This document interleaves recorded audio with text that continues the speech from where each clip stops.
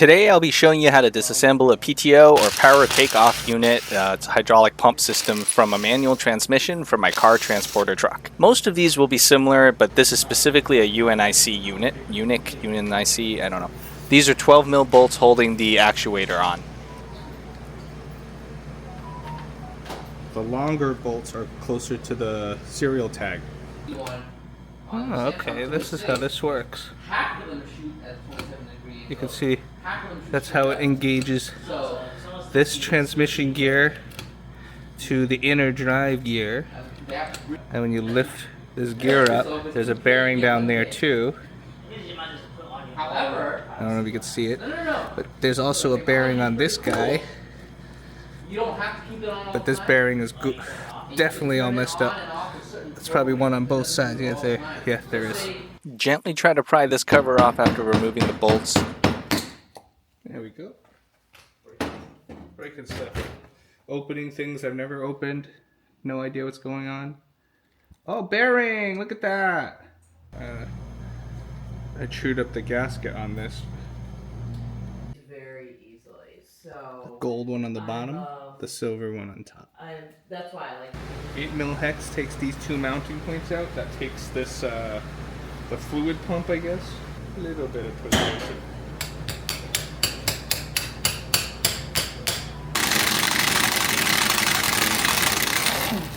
Yo! This for you. Get it out.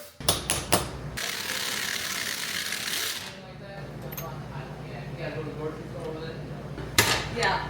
It is? Yeah, I think so.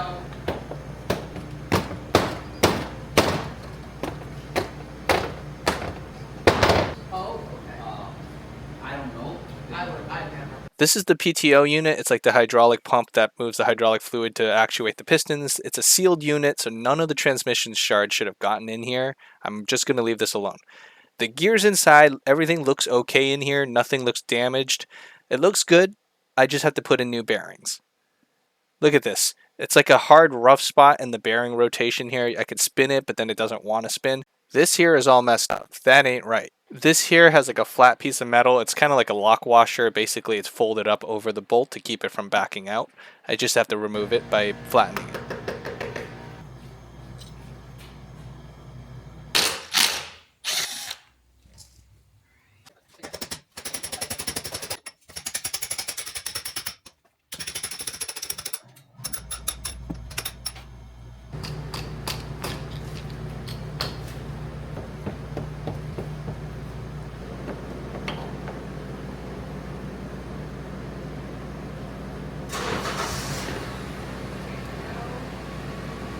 Shim.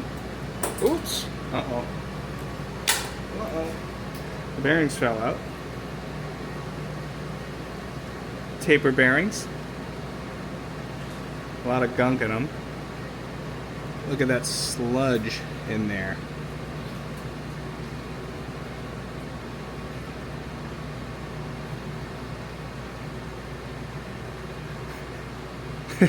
Ugh. Knock the race out on both sides. You see the gears look good? It's okay, I guess. Yeah. Gear looks fine.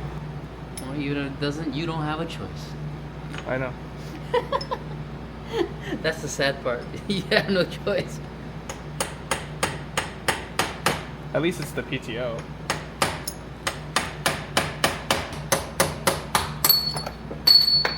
Yay. Now you can take the snap rings out and clean everything. Yay. Okay? Okay, thank you. Come again. No. No bank, no good, no money. We only have gift cards. It's in India. My gift cards are in India. Sometimes it might be Pakistan.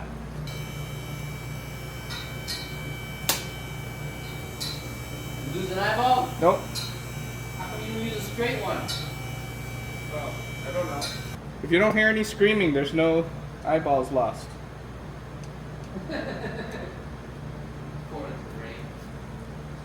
Oh yeah, I guess some people are silent when that happens. Find out 3 hours later you're missing an eyeball. 3 hours later to find out you're missing an eyeball is pretty dang long.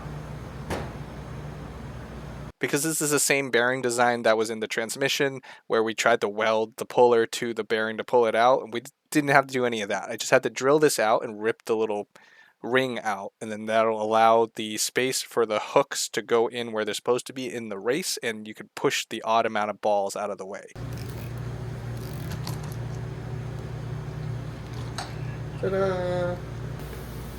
I mean, I guess I don't have to take the seal off, do I, to dash it through?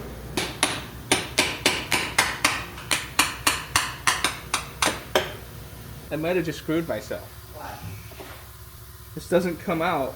I think I needed to press the rod out of the bearing and not the bearing out of the case. Because I can't get it out because this rod needs to come out for this gear to come out. So I flip it over and push it back in, right? Good luck. You know? What the hell are you doing? Drilling the race out. Oh. Why?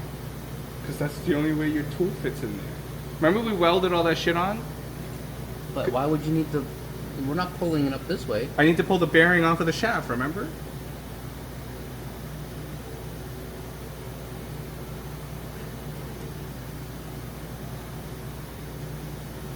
Oh yeah, that's true. That's gonna be a fun pull. Okay. You do you. I'll leave you alone. You know what you're doing. I know. It's okay. You think I know what I'm doing. Alright, I got this completely cleaned out. There are some nicks in here. I don't know if you can see that, but it's probably gouged up from chunks of metal that were floating around in here. This is aluminum and it seems to be okay otherwise. I'm trying to show you guys some of these gouges. You see that gouge in there? Yeah. It is what it is. So let's reassemble this. How does it work? I already forgot how it works, and I just open the bearing, put the bearing in here. Okay, so this is gonna go in here. Okay. How did I press this in here earlier? Tricky. What? The This. best way you can do that is to take the old bearing, Uh-huh. see if you can knock out all the bearing balls, and use the race as your thing to speed on. Why do I have to knock the balls out? Oh, the inner race is a little higher? Usually. A little bit. Pretty close. I mean, whatever you want to do. I was able to drive it back in with the shaft.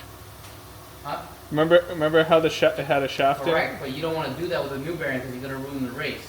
You're not supposed to do it that way. Okay. That's why I don't want the middle race to be here, because if you're beating on it, Oh, you're going to end up... I'll bend the middle of it out. No, you're going to be pushing those balls against the race and you might make a dimple. Okay. So I gotta bang it on the outside. The old one we don't care about, so you can bang it all you want, but the new one, the ball sits... Okay. So what you have to do is, all you got to do is move all the balls to one side and then pick it out, I think.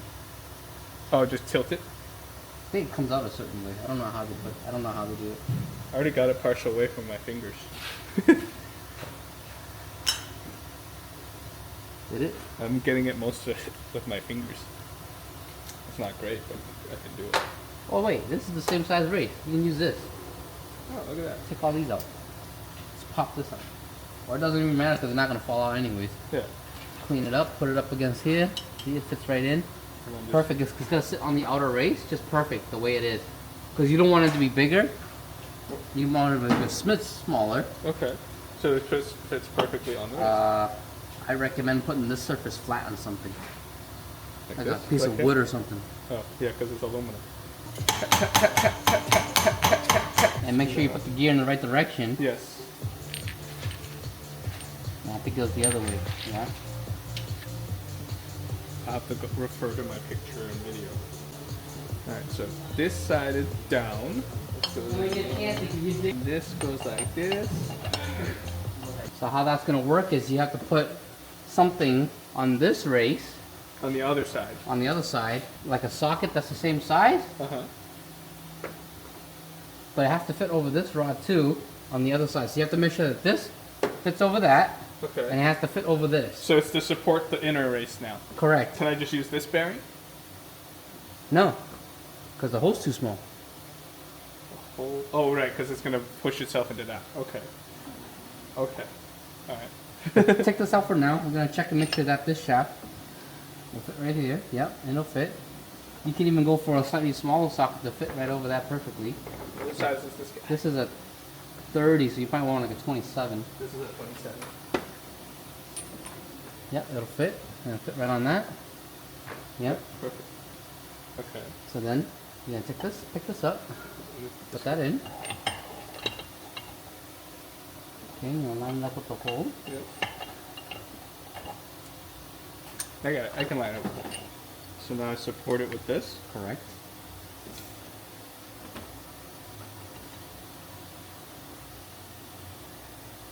And the hammer.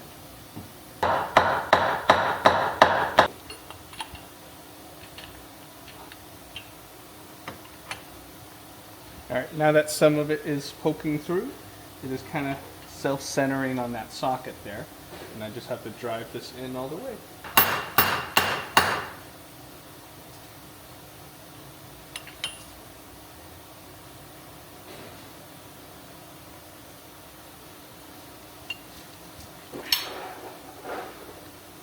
I think I'm almost there.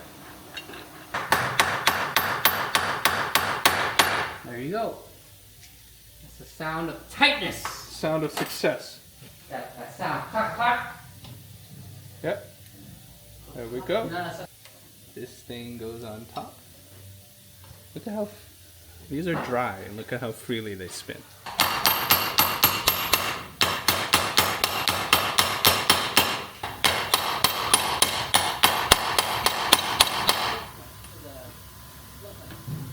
There were these two shims that went on top. Yeah, that's it.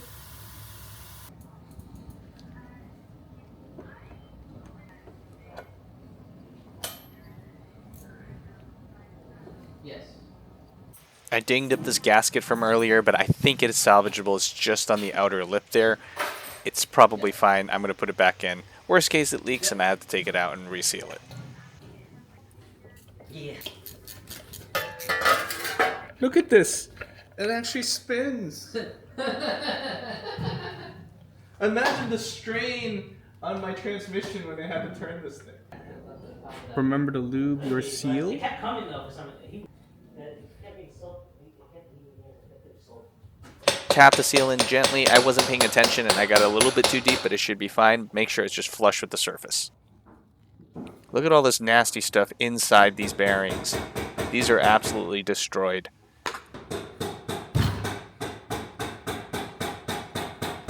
Taking a look at this taper bearing, it is loaded with a slurry of metal shavings and grease. This is also ruined and it doesn't even want to spin.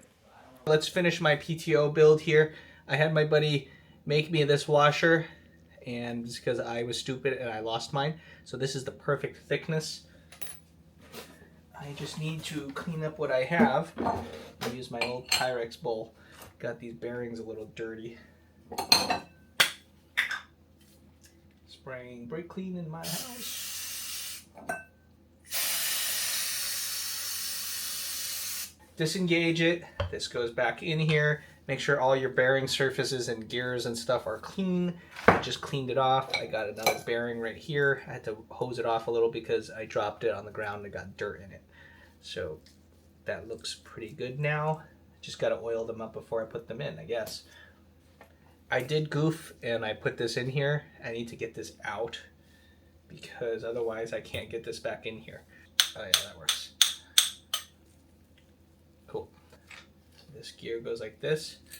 This bearing goes on there. And this bearing goes on the other side. The reason I needed this other washer, other than because I'm stupid and I lost it, is because the bearings were different. So this is the Koyo bearing. And this is a Timken bearing. The Koyo's from Japan and the Timken one's from France, and allegedly they are the same like dimensions and stuff. But I don't know if you could see them in the camera, but they are not. The Koyo one is thicker, if that makes any sense, I think. No, it's not. The Koyo one's... Oh, this is stupid. I don't know. Not relevant. Anyways, Timken goes in here. The original washer that was here was too big to fit, so I couldn't use it. So let's see. And this one is just right. And I can actually put it back in here and it spaces it out properly.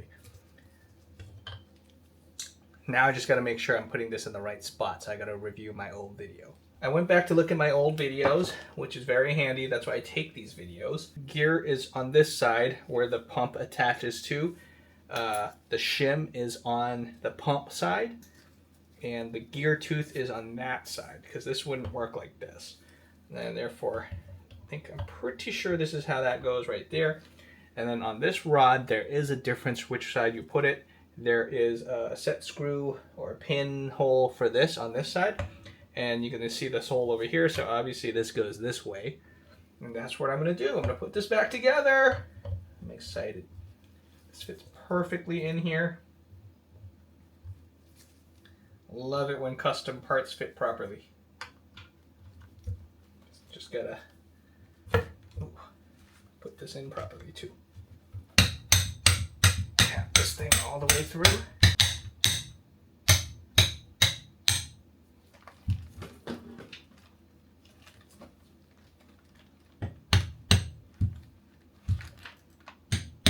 Props to those guys out in Pakistan that can like rebuild these things like cooking breakfast. So I'm over here struggling and I still got it done. So theoretically, if this ever happens to you, you should be able to figure this out too. So over here, there was this lock washer thing that holds it.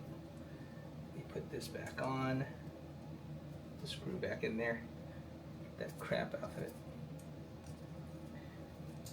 I'll tighten that later. So this goes like this, and I think this only goes in one way. Crap. Get some lube and lube up these splines just so it won't ever seize up in there, and if I ever want to take it apart, it'll come right out.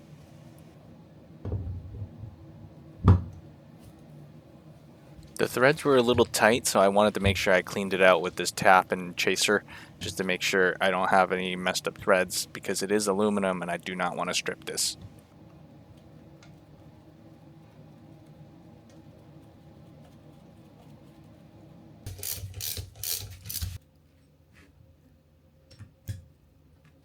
Alright, and that is how you put your PTO back together. It is time to mount this back into the transmission. I'm going to use RTV sealant because I was unable to get the PTO gasket, and it will do fine. I'm going to use the same stuff I used last time. Rip the little nub out. Put some sealant on this. Oh. Oh, come on. Seriously? Okay, well, I hope I have another one of these. Back with a new gun. Let's continue.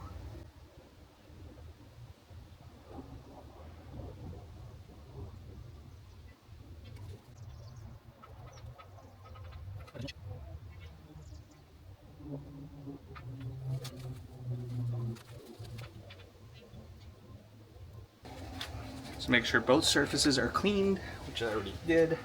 Now I can remount this guy. Hopefully this will never have to come back out again. Look at that. Put your bolts back in to secure it.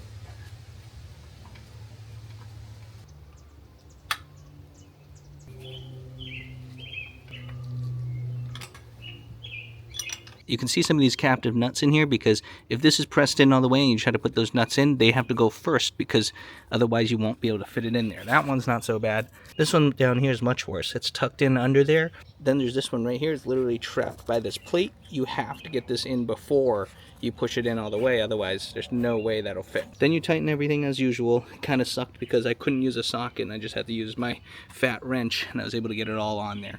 That's it. That's how you rebuild a PTO unit. This is the one I rebuilt here. It's a UNIC. I don't know, there's a whole lot of part numbers. This is discontinued, so I'm told. This seems to actuate smoothly, so that's how it's supposed to be. That's great. I'm excited to hook this back up. Subscribe, and I'll see you guys next time.